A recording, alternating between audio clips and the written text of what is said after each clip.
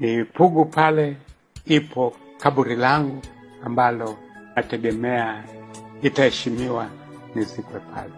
Nimezaliwa mwaka 1944 tarehe ya 5 ya mwezi Agosti katika kijiji kinachoitwa Mwazi kule jimbo la Sumbawanga. Nilipoambiwa na Baba Mtakatifu sasa nahama kutoka Tunduru kuja Dar es Salaam, nilipata mshtuko. Wataalamu wa Dar es Salaam watanisikiliza, watanionaje?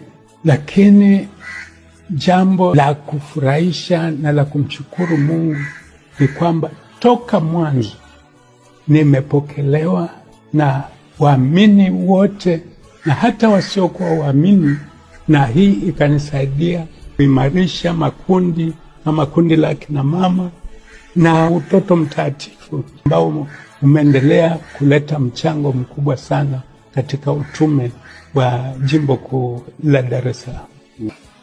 Kuna shtuko kidogo kwamba umeshajichagulia sehemu yako ya kwenda kuzikiwa, pengine mtazamaji angependa kujua kwamba ni wapi.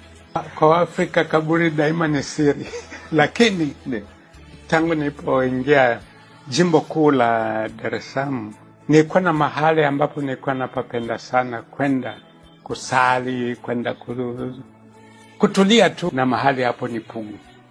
Na pale nasihi yule yeyote ambaye atapashwa kunizika anizike kwenye kaburi langu kule Pugu. Hakika Baba Kardinali Pengo alikuwa ni zawadi ya Mungu kwetu.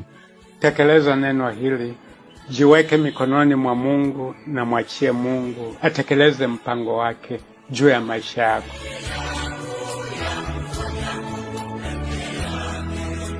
Asanteni sana.